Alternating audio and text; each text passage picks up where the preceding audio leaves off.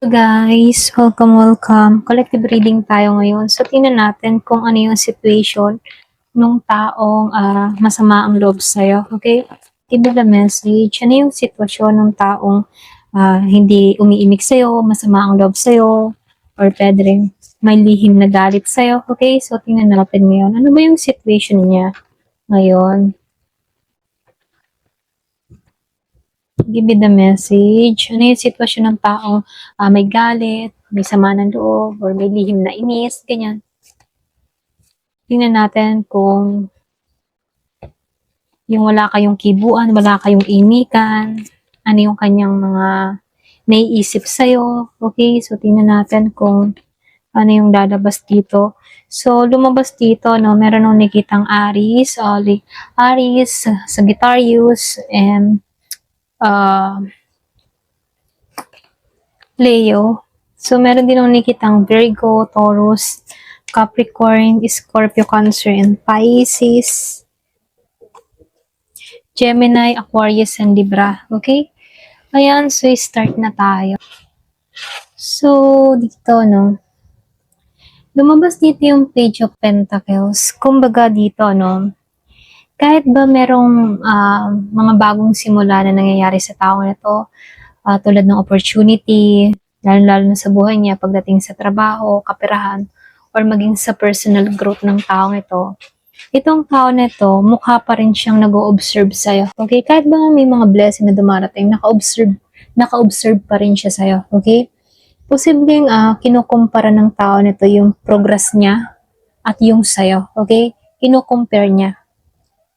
So, nakikitaan ko lang din dito sa Two of Wands reverse, ano, merong pagkalito itong tao na to. Para bang nalilito siya ng direksyon pagdating sa buhay niya. May mga plano siya pero hindi niya ma-execute, ano.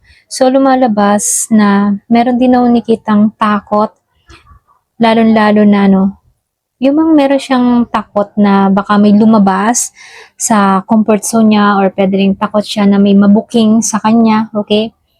So, nakikitaan ko dito, meron lang mga tinatago tong taong ito na ayaw niyang lumabas, okay? So, dito, nakikitaan ko rin dito sa Nine of Cups, ano? So, itong tao na to sa labas, ano, pinakikita niya na masaya siya, wala siyang problema, hindi siya nagpapanggap, mga ganun, no? Pero itong tao na to, nakikitaan ko dito na hindi talaga siya masaya, okay? Kumbaga, maaaring gusto ng tao na to na yung bang makuha niya din yung mga meron ka, okay? Pero itong tao na to, pinakikita niya lang na satisfied siya sa buhay niya, masaya siya, kontento siya. Pero deep inside, ano, itong tao na to, hindi siya masaya, okay? Kumbaga, gusto niya, dito, di ba, yung sinabi ko dito, kino-compare niya yung sarili niya sa'yo, okay? Kumbaga dito, nakikitahan ko dito, gusto niya, yung meron ka, meron din siya. Yung, kung ano man yung na-wish fulfillment mo, meron din siyang ganon, okay? Para bang pinakikita niya din dito na, kung ano yung nangyari sa'yo, kung sinuswerte ka man, sinuswerte din ako, okay? So, nakikitaan ko lang din dito sa Queen of Swords, okay? So, dito sa Queen of Swords, reverse, ano, and dito sa Queen of Pentacles. So, nakikitaan ko lang dito, ito yung pinakamalakas na indikasyon ng insecurity. Yung iba sa inyo, very insecure siya rito. Pwedeng insecure siya sa financial stability mo. Pwedeng sa self-worth mo. At nakikitaan ko dito, pwedeng feeling niya hindi siya stable kumpara sa'yo. Okay? Kumbaga, meron siyang mga ganong pattern, ano. So, nakikitaan ko dito, malaki yung insecurity sa'yo. Okay? So, nakikitaan ko lang din dito, no, medyo clingy itong tao na to dito sa Four of Pentacles, ano, or pwede rin mas nangingibabaw yung pagkaklingi niya sa kanyang ego, sa kanyang pride, ano, mas nangingibabaw yung ganon. So, nakikitaan ko dito, ayaw niya talaga dito magpatalo. So, nakikitaan ko dito yung 444, angel number 444. Ayaw niya magpatalo, hindi siya marunong mag-let go ng sama ng loob. Once na nagalit siya, talagang tinatanim niya yung sama ng loob niya, okay? Kung kahit may mga atraso, kunyari meron kang atraso sa kanya, ayaw niya mag-healing doon, ayaw niya mag-moving on doon, okay? Kumbaga tinatak niya talaga yung sama ng loob sa'yo, okay? Kung naman yung mga naging atraso mo dito, no, talagang ininvest niya yun. So, nakikitaan ko rin dito sa Ace of Swords, reverse, ano, yung iba sa inyo kasi meron kayong misunderstanding nito, okay? Hindi naman malinaw na komunikasyon, kaya lang, meron akong nakikitang maling interpretasyon, okay, na ginawa mo. Kumaga na misunderstand niya yung pwedeng yung action mo, yung salita mo, na wala ka namang ibig sabihin, pero tinamaan siya, okay? So, nakikitaan ko lang din dito sa Five of Pentacles sa Pride. Pakaramdam kasi ng tao na to na left out siya eh, okay? Pagdating sa kanyang emotion at maging sa social, ano, para ba siyang na-let out? Para bang feeling niya naiwan siya or hindi siya kasama sa blessing na meron ka, okay? Yung ba sa inyo pwedeng close friend mo to or pwedeng ex-lover or pwedeng malapit sa buhay mo, kaanak, ganyan. So, nakikita ko dito, naging malapit sa'yo, okay? Pwede nga iba sa inyo, dumistansya ka rito, okay? So, dito sa judgment reverse, ano, hindi pa siya ready na harapin, okay, yung katotohanan, ano. May denial pa pagdating sa kanya, okay? Hindi pa siya accountable, ano, sa sarili niyang mga pagkukulang. So, lumalabas lang din dito sa The Hangman reverse, ano, ayaw niya mag-sacrifice or mag-adjust ng perspective, okay? Matigas yung ulo niya ngayon, okay? Kung ba, matigas talaga. So, nakikitaan ko lang din dito sa the full reverse, ano, takot siya magsimula ulit, okay? Kumbaga, takot siya mag-take ng risk, takot siya mag-stuck siya, yung ganon. Ayaw niya may-stuck siya, takot siya sa ganon, takot siya na sumgal muli, ganyan. Lalo-lalo na wala siyang makikitang kahihinatnan, okay? So, meron siyang mga takot, ano, takot siya mag-sacrifice, ganyan. So, nakikitaan ko lang din dito sa Ten of Cups, sa reverse dito, no? So, lumalabas dito, deep inside, itong tao na to, gusto naman niya ng kapayapaan dito at happiness. Hindi naman siya totally na masama, pero nasasapawan kasi siya, okay? Kumbaga nasasapawan mo siya, kaya dun pumapasok yung insecurity at comparison dito, no? Kumbaga, hindi mo naman kasalanan na binibless ka, no? Kaya lang, merong tukso na nakakaramdam siya ng ganun kung bakit, kumbaga, kung bakit siya ni-insecure sa'yo, ganyan, no? So, nakikitaan ko lang din dito, itong taong ito, meron siyang sama ng loob or inggit. Pwedeng babae to, okay? Kasi malakas yung queen dito eh. Queen of Pentacles reverse, ano? So, nakikitaan ko dito, malakas babae, okay? So, pwedeng may sama ng loob or inggit siya sa'yo. Nasa phase siya ng insecurity at comparison dito, no? Kasi, itong tao na to, nakikita ka niya na stable ka or pwedeng lumalago ka at natitrigger siya sa mga ganun, ano? So, hindi niya kaya bang aminin sa sarili niya na may issue siya na kung saan meron siyang projection dito na sama ng loob or inggit na nadadamay ka, okay? Kumbaga, ni-insecure siya dahil nakukuha mo yung mga bagay na gusto mo, samantalang siya hindi, okay? Pero nakikita ko dito, hindi siya totally masamang tao, ano? Meron lang bugso ng damdamin, ano? Pwedeng itong tao na to, gusto niya kung ano yung meron ka, kung ano man yung nabibili mo, nabibili din niya, okay? So, hindi ito pure na hatred, ano? Kumbaga, mas malakas lang yung energy ng self-doubt. Meron siyang mga pagkukulang sa kanyang sarili or pwede rin nanliliit siya sa kanyang sarili na kung saan nakikita niya yung mga blessing mo, okay, na wala siya, okay? Para bang feeling ng tao na to na naiwan mo siya, okay, or naiwan mo siya sa ere, or hindi mo siya napapansin, ganun, no? Pwedeng close friend mo siya dito, or pwedeng naging malapit sa puso mo na kung saan umiwas ka, lumayo ka, or pwede rin meron ka ng kutob kaya nanlamig ka, okay? So, tingnan natin kung lalapit ba siya sa'yo or mawawala ba yung inggit niya rito, okay? So, tingnan natin, lalapit ba to sa'yo? Mawawala ba yung inggit niya sa'yo? Give me the message. Lalapit ba to sa'yo? Mawawala ba yung inggit nito sa'yo?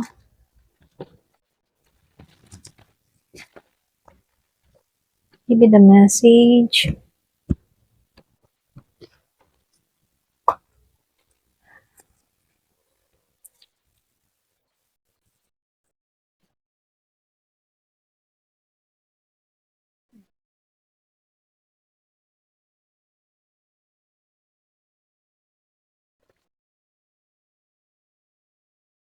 So, dito, no?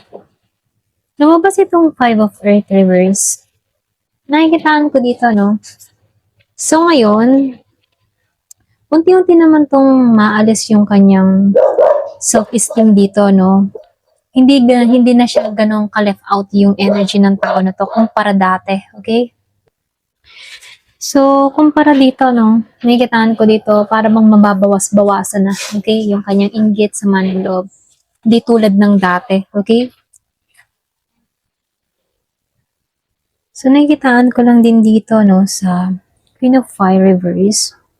Meron tong mga insecurity, selos, or pwede rin minsan, may pagka-passive yung energy ng tao na to, may pagka-agresibo, no? Pero nakikitaan ko dito sa Six of Ear, gusto naman itong umalis sa kanyang gulo, okay?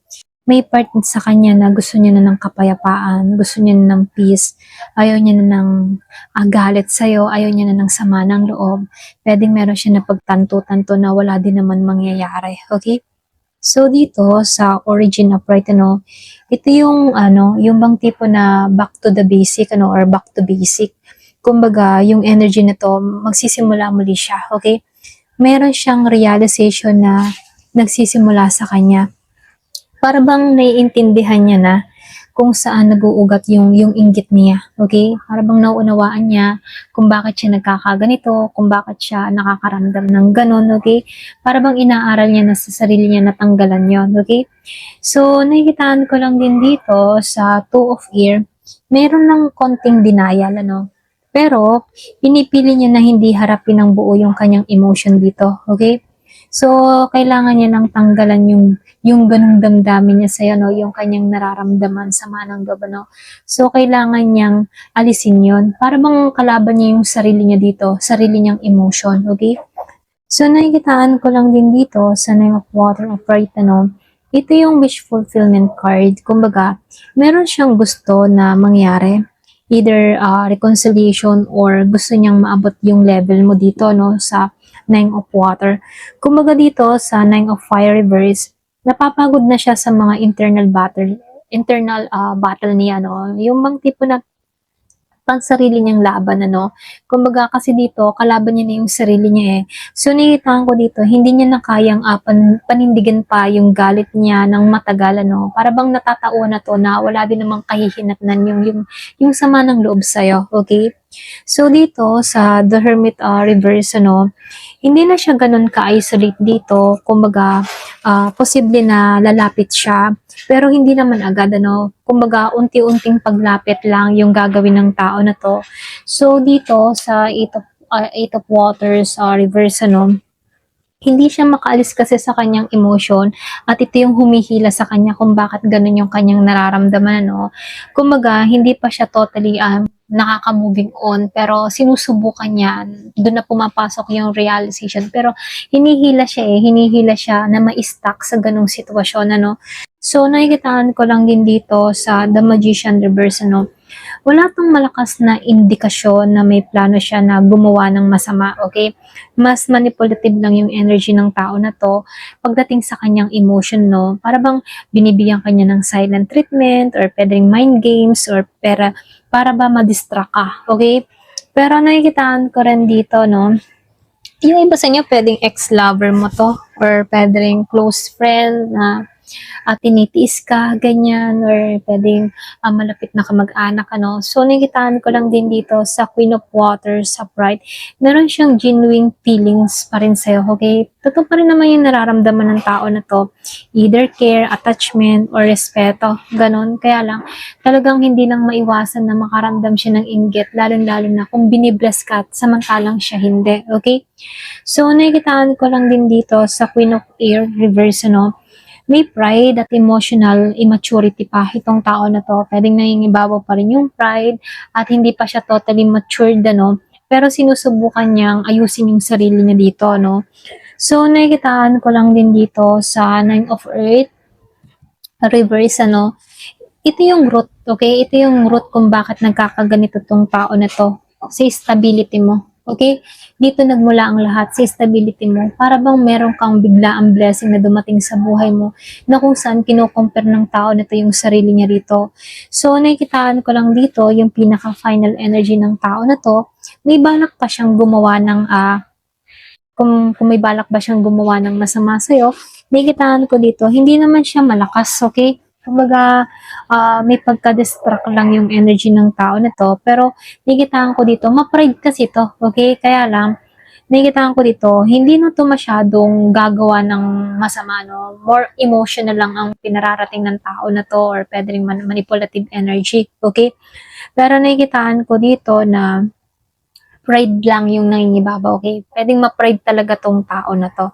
So, kung tatanungin kung lalapit ba tong tao na to, nakikitaan ko dito, yes, may possible na lumapit siya sa'yo, pero hindi yung biglaan, ano? Lumalabas dito na dahan-dahan yung paglapit niya dito kapag humupa na yung kanyang pride at ego, okay? So, tatanong din natin, okay, nakikitaan ko dito na itong tao na to, no, mawawala naman yung inggit niya, okay? Pero hindi naman totally mawawala agad, ano? Kumbaga mawawala pero gradual, ano? So, lumalabas ito na kailangan niya munang ayusin yung kanyang self-worth, okay? Para matanggal to. Kumbaga, ang nangyayari kasi dito, itong tao na to, meron siyang sariling issue na kung saan na i-compare niya yung sarili niya sa'yo, okay? Ayan, ito rin nakikita ko, kailangan niya lang talikuran yung ganon, yung pag-aalinlangan niya sa kanyang sarili, yung pagmamaliit niya sa kanyang sarili, at kailangan niya lang magtiwala, ano. Ayan, ito rin nakikita ko dito sa taong ito. Ayan, thank you for watching. Love and peace.